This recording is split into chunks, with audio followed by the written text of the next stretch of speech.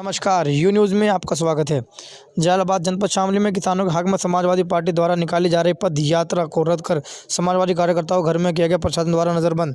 आज किसानों के हक के लिए समाजवादी पार्टी द्वारा अपने निवास स्थान धकोड़ी से जिला मुख्यालय तक पद यात्रा समाजवादी पार्टी द्वारा निकाली जानी थी, जिसमें प्रशासन द्वारा पद यात्रा रद्द कराकर समाजवादी पार्टी कार्यकर्ताओं को घर में नजरबंद किया गया। जिसकी सूचना मिलने पर समाजवादी ब्लॉक प्रमुख शेर सिंह राणा के निवास पर पुलिस दौड़ पड़ी। देखते ही देखते काफ़ी भीड़ एकत्रित हो गई, जिसमें ब्लॉक प्रमुख शेर सिंह राणा द्वारा मौजूदा सरकार पर निशाना साधा गया और बताया गया कि सरकार अगर किसानों के हक में कार्य नहीं करेगी तो समाजवादी पार्टी के कार्यकर्ता किसानों के हक के लिए हमेशा खड़े रहेंगे। आर्मी रिटायर राधेश्याम सैनी जी ने भी अपनी बात रखी और कहा, यह सरकार निकम्मी है, सिर्फ किसान और जवान को लड़ाना जानती है। उन्होंने बोला, मैं 70 वर्ष का हो चुका हूँ, दोनों पैरों से अपाहिज हूँ, फिर भी किसान आंदोलन में हिस्सा ले रहा हूँ। आज किसानों के हक के लिए समाजवादी पार्टी द्वारा अपने निवास स्थान धकोड़ी से जिला मुख्यालय तक पदयात्रा समाजवादी पार्टी द्वारा निकाली जानी थी, जिसमें तानाशाही सरकार ने पुलिस को आगे कर दिया और हमें रोक दिया गया। और शेर सिंह राणा ने अपने बयान में बोला, अगर किसानों का गन्ना भुगतान जल्द नहीं किया गया तो थाना भवन शुगर मिल को लॉक कर दिया जाएगा। कार्यक्रम में उपस्थित रहे प्रमुख शेर सिंह राणा, संजय सिंह राणा, राष्ट्रीय सचिव यूथ ब्रिगेड समाजवादी पार्टी, फरमान सचिन प्रधान, चुन्नू भाई कादरगढ़ और Satish chairman, retire army Radheshyam Diwan ji, Gulab Singh Thakur, Pankaj Chauhan, master Ajit Singh, Sushil Kumar, Saktu Singh, Rakam Singh, doctor सनोवर अली और अन्य लोग उपस्थित रहे।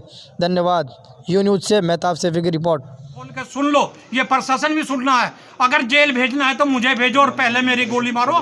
मैं किसान भी हूँ और जवान भी रहा हूँ मैं, और 2022 में यही किसान, यही मजदूर और यही जनता ये बता देगी कैसे बैक करते हैं, कैसे बैक करते हैं इन्हें। अरे शर्म आनी चाहिए।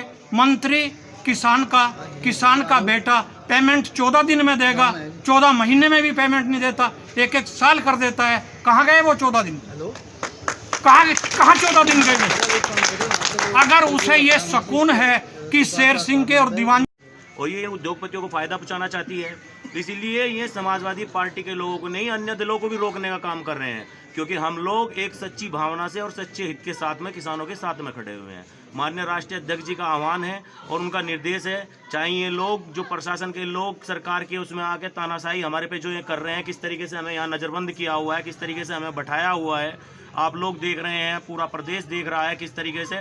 हम ये आवाज़ किसानों की दबने नहीं देंगे। माननीय राष्ट्रीय अध्यक्ष जी के आदेश पर हम इस आवाज़ को उठाने का काम करेंगे और इस आवाज़ को एक अंतिम जो निर्णय है जो किसानों के हित में उसे पहुंचाने का काम करेंगे। चाहे इसके लिए हमें लाठी खाने पड़े, डंडे खाने पड़े, हम इनसे नहीं डरेंगे कभी भी। सीओ साहब ने और यहाँ के कोतवाल साहब ने हमने जबरन बैठाया हुआ है। हमने कहा कि आप लोग हमारा धरना ये वहाँ तक जाने दें, और जाने के लिए हम शांतिपूर्वक तरीके से मार्च करेंगे। लेकिन इन पे इतना प्रेशर सरकार का बना हुआ है कि हम लोगों को एक आतंकवादी के तरीके से ये लोग देखते हैं, उस दृष्टि से ये लोग देखते हैं। तो हम किसान के बेटे हैं, हम लोग भी किसान हैं। हम किसान की आवाज़ उठाने से नहीं हटेंगे और किसानों की आवाज़ बराबर उठा। ना कोई अपने हकों के लिए लड़ सकता, इस तरह का रवैया इस सरकार ने अपनाया है।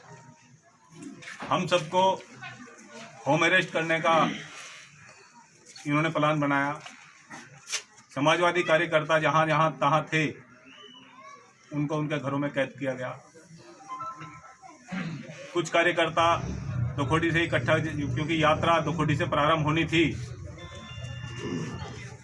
तो धकोड़ी में रोक दिया गया। अभी जी नमस्कार सर, क्या नाम है आपका? मेरा नाम है। तो आज जैसे कि यहाँ पर उपस्थित आप हुए, क्या मामला सर? मामला किसानों से संबंधित है और मैं भी किसान हूँ। किसान की आवाज़ सरकार सुन रही है और ये सुनाने के लिए ही यहाँ लोग इकट्ठा हुए हैं। ये हमारी आवाज़ वहाँ तक पहुँच जाए। हमारे जो भाई वहाँ बैठे हुए हैं, सर्दी के मौसम में बैठे हुए हैं, जिनकी कितनों की मौत भी हो चुकी है, सरकार सुन नहीं रही, अड़ी हुई है अपनी बात पर। तो सहानुभूतिपूर्वक उन किसानों की बात को सुने, इस बिल को वापस कर लें और फिर उसके ऊपर दोबारा से सहमति लेकर के किसानों की इस बिल को बनाएं। जो किसान के हक में हो उस वही कदम उठाए। ये हमारा अनुरोध है और इसी के माध्यम से, मतलब आपके माध्यम से बात वहाँ तक पहुँच जाए। हमारी ये प्रार्थना है, किसान जहाँ भी है वो बहुत दुखी है और हमारे भाई जो वहाँ बैठे हैं उनके लिए हम हर समय तैयार हैं। तो आपके माध्यम से बात हमारी सरकार तक पहुँचनी चाहिए।